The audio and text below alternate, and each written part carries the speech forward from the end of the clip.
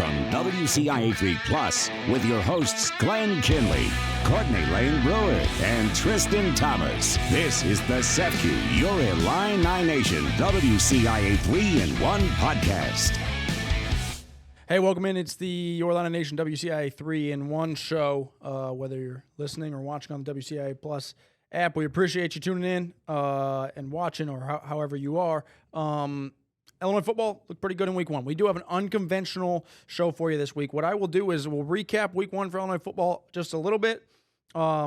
Just me this week. You're stuck with me, and I won't dig in too deep to every single storyline we could talk about. We have tons more coverage on air and online, as always. But what we'll do is I'll throw in Brett Bielema's Monday press conference, so the Duke Week press conference, and you can watch that and hear what he had to say as the Illini prepare to take on the Blue Devils. So quick football recap. Brett Bielema press conference, and then I'll come back and go through some other Illini headlines that you might have missed, some stuff that's on our website, some stories we've had recently that you might want to check in on or that you might be interested. 52-3, Illinois beats Western Illinois. You couldn't ask for a whole lot more in week one. A pretty solid start for Illinois. A lot of guys played. That's an interesting takeaway. Even early, even before the game was out of hand, you saw a lot of guys on the field. Thought that was very interesting. I'm sure that Brett Bielema, or I would assume at least, that he was pretty happy with getting to play a lot of guys and seeing a lot of different faces on the field as you're still in these early weeks and you're learning about your team and you want to learn about these guys. So you got Luke Altmaier out of there late. Ethan Hampton got in and got some reps. They played a lot of tight ends, but the story of the day in this one is probably Hank Beatty. He breaks Red Grange's punt return yard record for punt returns in a game. He had, I think it was 133 punt return yards for Hank Beatty, and he had over 100 receiving yards in the first half. And then he didn't play probably as much on offense in the second half, but over 100 receiving yards in the first half. He had the first Illinois punt return touchdown since 2013. Hank Beatty, who had been talked about a lot throughout fall camp, and he was terrific in week one and in game one for Illinois. He looked fantastic. Justin Bowick, the Ball State transfer wide receiver, had 2 touchdowns. He didn't catch a ton of passes, but he had 2 touchdowns. He found the end zone once. Tanner Arkin had a touchdown. Aiden Lawfrey had a touchdown. That's another thing that I wanted to mention is the local talent on this team, and it was pretty cool. Even in Illinois' first drive of the game, it was Aiden Lawfrey, it was Hank Beatty, it was Caden Fagan. 3 guys from Central Illinois, from our WCIA viewing area, making plays for Illinois in the season opener, and that wasn't just a week one thing. We're going to see those 3 guys and more local players all year long, but that was pretty cool to see the local talent. I imagine that doesn't hurt recruiting when you're recruiting Central Illinois and you say, we don't just have these local guys on the team, they're some of our key players, some of the biggest and best players on our team that we utilize frequently. That's significant. That's significant on the recruiting trail, and I don't think Brett Bielema is oblivious to that. But make no mistake, he's not playing these guys because they're from Central Illinois or because he thinks it'll help recruiting. He's playing them because he thinks they're some of their best football players, and in week one, that looks to be the case. Luke Altmaier was good. In maybe a limited sample size. He didn't throw the ball none, but there was nothing crazy. They didn't open up the playbook too much as we expected, but he was solid. It was interesting to listen to the coaches talk on Monday, and they said they thought the passing game could have been better. They thought it was maybe a little bit out of sync, which if that's an out of sync game, that's a pretty good out of sync game. Illinois used a lot of 12 and 13 personnel. You don't know what I'm talking about. I'm talking about basically multiple tight ends on the field, maybe 2 or 3 tight ends on the field at the same time. In doing that, you're seeing Davin Stoffel, you're seeing Christian Abney, you're seeing Cole Rusk, you're seeing Tanner Arkin. Coach B will tell you, and when we get to his press conference in just a minute, he talks about it. It's not a philosophy change, it's just a fact that Illinois believes it has the tight ends to do that. And maybe it didn't feel like it had the room for that. Last year, Cole Rusk got hurt, right? And so it believes it has the guys to play multiple tight ends, and if they want those guys on the field, they're going to put them on the field even if it's at the same time together. So they played a bunch of those tight ends, and that was cool to see, interesting to see. And so Illinois takes care of business. In the latest AP poll, which came out on Tuesday this week, because there was a college football game on Monday, that North Carolina TCU game, which you may have saw. It was not close. You probably turned it off at halftime. But the AP poll comes out on Tuesday. Illinois moves up 1 spot to number 11. So Illinois will go to Duke as the 11th ranked team in the country. Duke is not ranked. Duke is receiving votes in the AP poll, but is not ranked. The Blue Devils beat Elon in week 1, so similar to Illinois, not a big week 1 opponent, but one that they took care of business and started the year 1-0. Darian Mensah is the Duke quarterback. You'll hear myself and everybody else on this line I beat probably talk a lot about him this week leading up to the game in North Carolina because he's good. He's really good. And he was one of the best or biggest QB names in the portal this last offseason when he transferred to Duke from Tulane. And he'll be a load and a challenge for Illinois to try and slow down and to try and stop. Illinois is a favorite in this game. I think it's roughly a field goal spread. So you're looking at Vegas projecting a close game, but Illinois a favorite on the road. Illinois a favorite on the road against a power conference opponent. You might have been surprised by that a few years ago. That this program, of course, has changed, and now a lot of fans and stuff are saying we're only a field goal favorite, right? Like that's how far this program has come. Let's do this. Let's get you to Brett Bielema's press conference from Monday, and then I'll come back. We'll talk about a couple other Illini sports and kind of recap, and then we'll be back with you for more coverage throughout the week leading up to this Duke game, and I'll be at that game, so we'll have coverage on air and online from there. All right, super excited, to take this team on the road. Got out of Western Illinois fairly healthy, nothing really of significant. A couple guys had some things on Saturday, but to have that extra day of prep, and then obviously today with the holiday, we can kind of take advantage of an NCAA rule that allows our guys to come over today and work a little bit more. So we'll get with them. We put the game to bed on Saturday morning, came in and got a lift in, and then watched the Western Illinois film, had a little dinner, and then turned the page into Duke. Got some jump on them on Saturday. We'll get a little bit out there today with them of early down preparation, just to a couple of the special teams phases, but get a little bit of a jump. And then obviously game week to be on the road. It's always a lot of challenges, not only just being on the road, but what that brings. Obviously a grass game as well, even though it looks like turf. Their turf looks unbelievable. That grass looks really good, but obviously temperature is going to be a little different there. A couple other things that we got to factor into, just traveling for the first time, even though we got a lot of guys that are back from a year ago. We got new guys traveling with us for the first time, so it'll be the first time that some of the transfers, Aaron just talked about those three guys up front on defense. First time Tommy, Kurt, and James, Leon Lowry, Hudson Clement, a lot of different guys on the offense. Jay Bo, it's the first time they've traveled with us, right? And sometimes there's this thing with transfers where everybody does it the same, so they just think what we did where they came from is what we're going to do here, and obviously we're just dramatically different. So super excited to have that challenge this week and get that going for us. Thought our guys really bought into the Western Illinois prep. We talked about respect all, fear none, and I thought they really took that challenge. So after putting the game to bed, jumping into Duke, a very talented football team, having an incredible amount of respect for. I've known Manny for a long time, defensive guy. So ironically, Trent Harris, who's on our program now, the first time I ever heard or did research on Trent, Manny was the defense coordinator at Miami, and he made reference to how Trent played and who he was and what he was, and that's when I first met Trent, and then obviously that led to the bridge that brought him here. So kind of a crazy way the world connects. I'm really excited to get out there and play a good team on the road and really see exactly what we got from our guys. So with that, I'll open it up for some questions. You mentioned on Friday night you didn't expect Juice Clark this coming. Is that still there is a chance? Yep. They didn't want to rule it out. We met on Saturday. We had those lifts early morning, and then I let Chase go through the process. And Juice did start running, but he isn't cleared for practice tomorrow. If we haven't had him out on practice by Thursday, I don't know if he'll be at the game. But I did the good thing, as bad as it is, right? Like we'd love to have Juice with us, but he unfortunately strained that thing probably 2 weeks out from game day, so he's been recovering for a long time. You guys maybe just found out that day. He had not been with us game plan wise for the last 2 weeks, so it allowed a lot of the guys to get reps. Aiden Knappich has been out for a while. Yeah. Any update on him and Des Schuster's emergence? What's that meant for you? Yeah, absolutely. Aiden, absolutely. Aiden had surgery, I believe, 2 weeks ago. Projected to be out 3 to 6 weeks, so I don't think he'll be with us this week, but there is a good chance that he could be with us for sure by Big Ten play.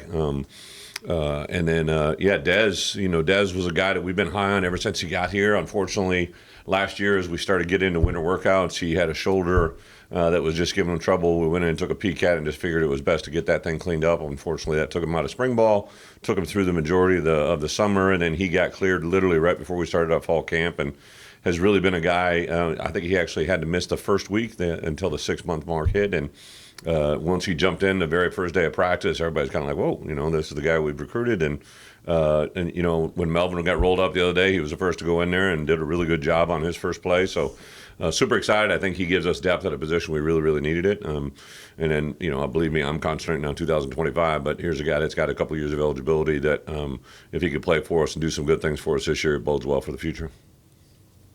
Aaron mentioned that Darian Mensah be one of the in that group of better quarterbacks that he's seen since he's been here. Just what stands out to you? Yeah, so I started watching his film from Tulane, right, and just extremely gifted, athletic, smooth, reads things extremely well, has the ability to escape. I wouldn't classify him as a runner, but he definitely can run and escape and make things happen with his feet. You can see they're using him in a way that they recruit him for a reason. Got some good players around him. I think they've added a couple transfer guys in the receiving core and in the running back room. Obviously, instilled a starter at day one at left guard. So had 4 of the 5 back up front, but I think they knew they had a good offensive line coming back, and they wanted to secure that QB position. He's obviously one of the best in the country. You guys travel dramatically different. Like, what do you do that's different about your travel? I don't want to give away the recipe too much, but we do a way of traveling that I think they've grown accustomed to doing here. We try to keep our home games as similar as we can to road games, so we have the same routine. When we come over here for our home games, we do a road game until instead of hopping on the bus and going to the Champaign Country Club, we hop on a plane and fly to where we're going. And then the routine of Friday night never varies, and actually the routine of Saturday, whether it's an 11 a.m. kickoff, which we got noon kickoff there, right? But whether it's an early kickoff, midday kickoff, or an evening kickoff, we kind of have the same regimented routine. And again, you hear our guys say routine a lot because I believe it is. The more you do something consistently well, the better you'll play on that, or the better you'll have a chance of performing with some consistency, and our guys really buy into it. Right, obviously, Tommy flashed his Yep. raw talent the other day. What's the key for you guys as staff to tapping into that? Well, we tried to get Tommy Watt, more than one time. I was very intrigued when he was coming out of Kentucky even, and before he went to Florida State, and to get him here on campus, he flashed early. I think there's some things he needed to work through personally with us, and I was very direct with him a couple times. I think when you get a player that has a certain level of ability and they haven't manifested yet, there's usually 3 things that hold them back. It's either the system they're in, the environment they're in, or the person they're being, right? And obviously in our system, he'd never been in that approach. The ability that he has was really at a high level, and I think he just needed to learn to play to a certain level and have an accountability. So even though there's some bumps in the road, I think he's really snapped into that. I grabbed him the day after the game. I said, my friend, like I told you, if this is what you want to do, this is a place you can do it in. And it was fun to see him come to life a little bit. Really, that group up front. We played a lot of guys, which is going to be important this week. Hopefully he's a guy that continues to grow. It was a big jump from playing an FCS opponent to Power 4 team on the road. How valuable was the film against Western, and what are some of the things you think you have to clean up this week? Yeah, it's for us. How I've done things, how we've been able to do it. It plays into us similar to last year, right? We played an early game against Eastern Illinois and came back and played against Kansas. So obviously Western Illinois, when it was an FCS opponent as well, and what that meant and how that had to play out, how our preparation played into it. Now we're going on the road instead of at home, but. I have a lot of respect. Obviously, Duke, they were playing Thursday night before our game, right? So we had a chance to peek at them a little bit. And, I think those first games are always good things to get through and fortunately get out healthy and with a W like they did as well. And now the big jump, in coaching, it's not just coach speak, right? I think you do usually have a huge jump from game 1 to game 2 just because it's the second time you've gone through. But it's not the game, it's the routine, right? So like I told them, like, hey, this should be the best Tuesday of the year tomorrow, right? Like it's our best Tuesday practice. It's only our second one, so it needs to be better than last Tuesday. And if that happens, then you got a better chance at Wednesday, better chance at Thursday, and better chance at Saturday. And that's just how it works. three safeties quite a bit, I guess, against Western. How much has Mac maybe made that decision where they just have to get all of them on the field? Yeah, I think Mac is just kind of every day I watch him do something. I'm like, holy cow, right? Like he's just very, very gifted, very talented. It allows us to roll guys. Has the ability. Obviously, Aaron has a little package that has him, Mac, and Miles, and Matt. All three guys using their abilities. But Mac probably him and Tanner Heckel might be two of our most explosive players on our football team. I think they just get the stereotype of being a Central Illinois kid from a small school that maybe didn't get overly recruited, having certain abilities and skill sets. But, I mean, there isn't – I promise you, there isn't – too many times I don't go in that building during the out-of-season. It could be an 8 o'clock, grab something in the office, and Mac will be in the weight room. I mean, he's just always in that building. He's always doing something to make himself better. Incredibly intelligent player. He does a lot of really good things with his mind as well as his athleticism. So, yeah, sky's the limit for that guy, and very, very valuable player for our football team. About 12 personnel going in. We saw a lot of 13 on Friday night. What do you like about that, and how does your tight end room? Yeah, it's for the first time in our time frame of being here that I've had a group of tight ends that I felt could be that impactful in our game. I think Cole got in there, got his feet wet, was awesome, right? That's the first time he's played football in a long time. And then, Stoff and Christian Abney, both those guys had not played for us. So to get those three guys involved in the game plan, I'm telling you, Jordan Anderson is just another guy that just continues to impress us and give us his skill set. Tanner Arkin was as good as he's ever been. We actually probably can help Tanner play better by playing him less, as crazy as that sounds, right? Like I think we overtaxed him last year. So to roll guys through there and to have 5 tight ends that can kind of go in there and you feel pretty good about them being able to play championship level football or winning football at this type of program is a good feeling. I think Barry really felt it as a play caller, so super excited about that. But I would also tell you those wide receivers played a lot of guys, but without a doubt, I think Colin Dixon and Hank Beatty are two very talented players that didn't get a lot of reps. Hank obviously made production out of the opportunities he got, but I was excited to see the growth of Hudson Clement. Obviously, J-Bo did some good things, and then both Kapka Jones and Malik did some really good things, and it's kind of cool to see Rio get in there on that last play and make it. So we got a bunch of guys out there in the perimeter that can play, and excited to see them grow. During your time, both here and other stops, what's been kind of the key when you go on the road against a Power 4 team? What's a key or two that really makes the difference? Well, I think actually, for me in my coaching career and playing career, I actually kind of like being on the road. Now we got a home field advantage here, so it's a different animal, right? Now we got something going here that's pretty awesome. But I would say one of the things that going on the road allows you to do is allows you to come together as a group, right? I remember when I first went on the road our first year, I really talked about it that Penn State week. I could feel things coming together, and I'm like, hey, you're going to go in there, you're going to be up against 110,000. The only people that are going to be cheering for us are the 74 guys that travel and all the support staff on that sideline, and it has a chance to bond you together, right? And play in an environment and atmosphere that is new and foreign. So you got to really concentrate on the details, but that's got to happen during the week, right? So I'm excited because it's the first time we get to go on the road with this crew. We got some big ones coming up down the stretch, and for us to be better, our next road game against Indiana, right? Like we got to be really good this week to set the bar. So really, really excited about Duke. I think they're a very good football team. Defensively, they're very productive. Obviously, a quarterback that is as special as they come. They got to look good in the run game. Some stuff that really popped up. They got 4 of their 5 offensive linemen. So really excited about the challenge we got this week.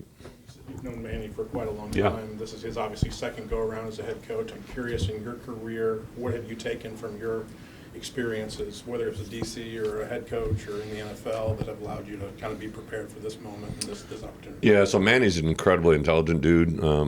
He kind of has a defense philosophy a little bit different than ours. He's back when he was at Texas and all the places he's been, he's just very creative with his production. His kids play 100 miles an hour on defense. They can easily see that. Now he's putting the touches on his offense as well. Obviously the things that he was able to acquire during the portal world. I think he's got an environment there that he's building it up. Obviously, to win 9 games a year ago is very impressive, and to have as many players come back. So everybody's a little bit uniquely different. Manny has been a guy that's been resilient. When he was at Penn State, the way that they played, I thought was one of the major reasons when they made a big jump, and that's what led to the opportunity that he had here at Duke. And fortunately or unfortunately, however I want to say it, we got an incredible challenge in front of us Saturday. You mentioned one more after home crowd. What's that mean to you to see that kind of support? Well, Josh actually said something, about 2 weeks prior. I knew that, we had done some things in ticket sales for USC and Ohio State and all that stuff. And he's like, hey, we may get close to 11,000 students here, right, for a game. And I'm just like I knew that was a big number. Like, even when I was at my other places, like, that would be a really big student number, right? And they really do bring the energy, right? So I think, and the one thing that always has meant a lot to me, especially as a head coach, is you could see the way our players identify with the students. When there was a big play on Saturday, no matter which way it was going, our players always faced the student section, right, and engage them. And I mean, it sounds silly, right? But they have commonalities with them, right? They see them at classes, right? Hopefully at classes.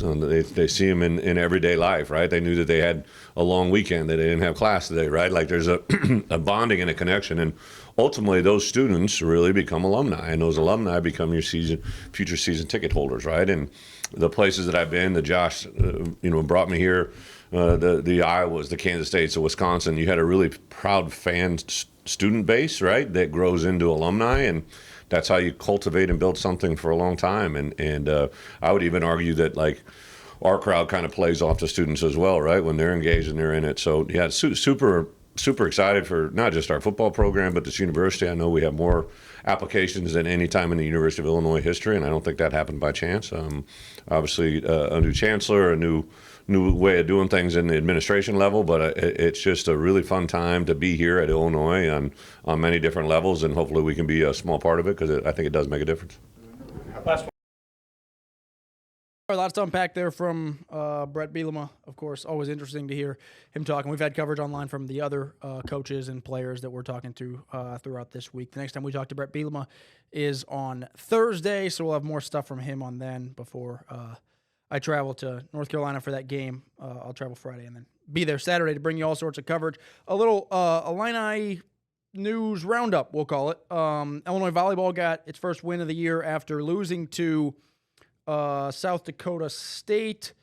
The Jackrabbits beat Illinois in the season opener, but that team was an NCAA tournament team a year ago. So you're not talking, when you hear maybe the name, you're like, well, that's not a power conference opponent. That's not, it's not Nebraska, but that's not a bad team. That's not a really ugly loss for Illinois. But the Illini volleyball team responds and picks up win number 1 at Vanderbilt in Nashville and gets a 4-set victory. Solid win there. And then Illinois women's soccer is just absolutely red hot to start the year. They are 5-0-0, so no ties, no losses through 5 matches for the first time since 2004. If you're not familiar, we're talking about year 1 of the Katie Holteen era. She was just hired after Janet Rayfield retired, and her first year is off to a blazing hot start. I believe 4 of those first 5 wins, 3, I believe it's been 4 of those first 5 wins have been via shutout, and then they beat Kentucky 2-1. So you're talking about, if I'm not mistaken, I could be, but I believe you're talking about 1 goal allowed through 5 matches for Illinois women's soccer. That's pretty good. That's pretty good. Lastly, I just talked to Lucas Bird. If you're watching this on Tuesday, I talked to him earlier today. If you're watching this on Wednesday, I talked to him yesterday. I talked to Lucas Bird on Tuesday, and Lucas Bird, the Illinois wrestler, won a national championship or a national title at 133 last year. He's back for his 7th year with Illinois, so he's going to do it 1 over again. This is his last year of eligibility, I asked, but he seems excited. He says he feels like the pressure's off. I got the national title. I did that. Nobody can take that from me. So now he said he's just back, wants to have fun in this final year, and really wants to help the team grow. Illinois finished 10th in the country last year, and he would like to see that be a top 5 finish this year. And of course, he would like to repeat as national title and potentially even be named to that Hodge Trophy, which is the most dominant wrestler in all of college wrestling across all weight classes. That's about the highest honor you can get in college wrestling. So that's what he's chasing after now. But he said he wants to have fun, and he said he wants to see some packed crowds at Huff Hall. So if you're around and you're a wrestling fan, or maybe you're not a wrestling fan and you want to see the national title, national champion compete, I think he'll be fun to watch this year. He was fun to watch last year. Luke Luffman, the big man, the Urbana native, is also back for his 7th year. So those guys have been through a lot together, have been in Huff Hall competing for a long time. Those guys are both back this year for Illinois wrestling. We got coverage from that Lucas Bird stuff.